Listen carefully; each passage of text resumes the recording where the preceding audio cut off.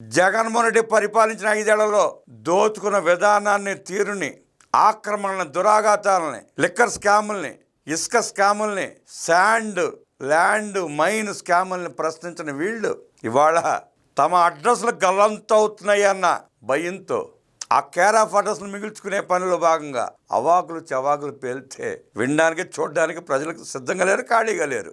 జగన్మోహన్ రెడ్డి 12 లక్షల కోట్ల రూపాయలు అప్పులు చేసి బాకీలు పెట్టి రాష్ట్రం పెట్టి పారిపోతే ఆ ప్రభుత్వంలో వీళ్ళిద్దరు కూడా భాగస్వాములైతే ఆనాడు నిలదీయకుండా ఆనాడు పరిగేరుకున్నట్టు ఏరుకుని జగన్మోహన్ రెడ్డి లక్షల కోట్లు మింగేస్తే ఆ విధిల్చిన చిల్లర ఏరుకుని వీళ్ళిద్దరూ తమ బొక్కసాలు నింపుకొని వాళ్ళు సిగ్గు లేకుండా మాట్లాడుతున్నారు. అన్నమయ్య ప్రాజెక్ట్ గేటు కొట్టుకోపోతే సరిచేంతలని అసమర్థులు వీళ్ళు, గుండ్లకమ్మలో గేటు కొట్టుకోపోతే బాగు చేస్తారని సన్నాసులు వీళ్ళు కూడా వాళ్ళ రాష్ట్ర ప్రభుత్వం గురించి, అప్పుల గురించి మాట్లాడుతున్నారు.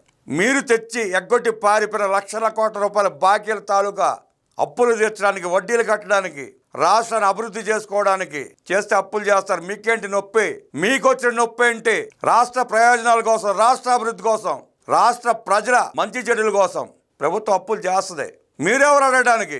మిమ్మల్ని దింపి చాచి కొట్టి 11 పరిమితం చేసి ఇళ్ళకి తొంగొంటరా బయటికి రావద్దని చెప్పి ఆదేశించిన తర్వాత మీరెవరు ప్రశ్నించడానికి ప్రభుత్వాన్ని? మీకు అర్హత లేదు, మీకు ఆ నైతిక హక్కు లేదు. అసమర్థుడికి వంత పాడుతూ, దొంగకి తాళం కొడుతూ భజన చేస్తా దండుపళ్ళెం బ్యాచ్కి భజన చేసే మీరు సిగ్గుతో తల ఉంచుకోకుండా, సిగ్గు శరం లేకుండా మైకుల ముందు రావటం ఆపకపోతే ప్రజలు తరిమి కొట్టే పరిస్థితి వస్తుంది.